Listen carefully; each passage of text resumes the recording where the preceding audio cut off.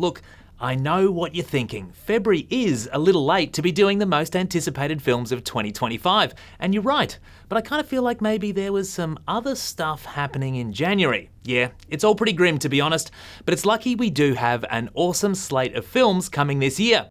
The first one will probably not be Captain America: Brave New World. I generally like to reserve my judgment until after I've seen a movie, but the pre-release buzz around Brave New World is not good.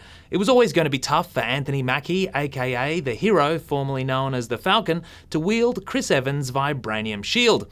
As for Harrison Ford as Red Hulk, well, I'm not sure anyone is ready for that. Since when were they red? And then reports emerged that the studio had ordered reshoots after audience test screenings. Now, this is not unusual for a Marvel movie. Reshoots are actually pretty common, but we've seen how negative perception can taint a film before it comes out, and it's very hard to bounce back at the box office. Just ask the Marvels. Staying in the MCU, after Brave New World, we're due to get Thunderbolts, a spin-off from Black Widow starring Florence Pugh and David Harbour as everyone's favourite pseudo-daddy-daughter anti-heroes. You feel fulfilled?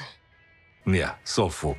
So filled. The Thunderbolts are actually a very popular part of the Marvel comic book universe, so I'm hopeful this film lives up to that cult status. But as is always the case recently in the MCU, no promises. This year Marvel is also giving us a reboot of the Fantastic Four titled First Steps. Let's take a look. Welcome to the Baxter Building. We make a point to do family dinner every week.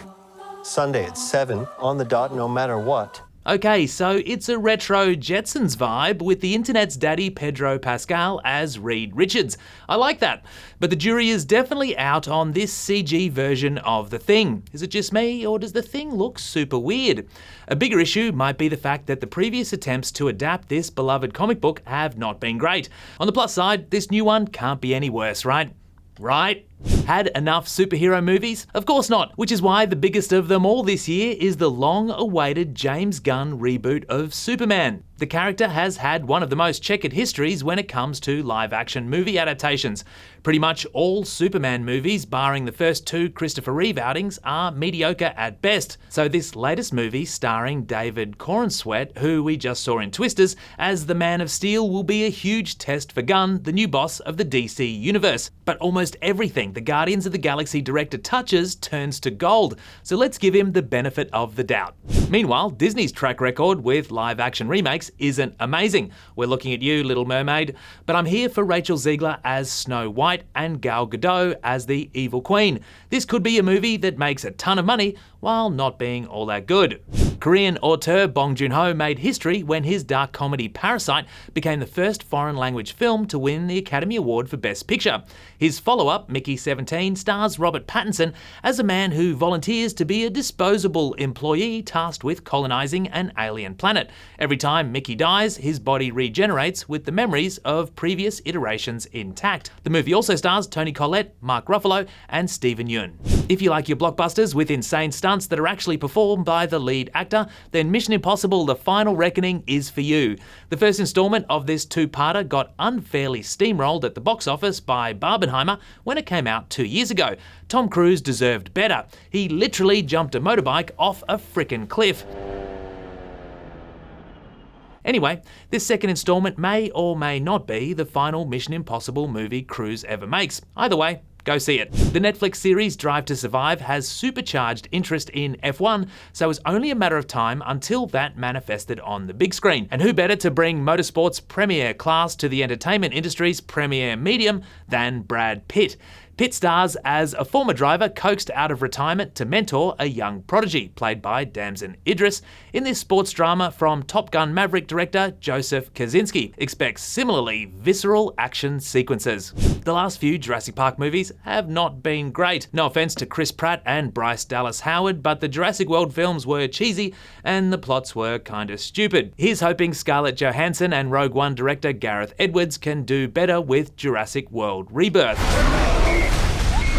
If the first trailer is anything to go by, I'm on board. I think this film will look incredible with the same aesthetic as Rogue One and the creator, and we know ScarJo will kick some dino butt. take my money already. Gotta be honest with you guys, music biopics are a dime a dozen these days and all kinda similar. That's what happens when filmmakers need the approval of estates and record labels to be able to use libraries of hit songs. That's precisely what makes a biopic on Michael Jackson so fascinating. It's fair to say the singer's incredible success was accompanied by more than a little problematic behaviour, and it remains to be seen how the movie about his life will tackle the second part.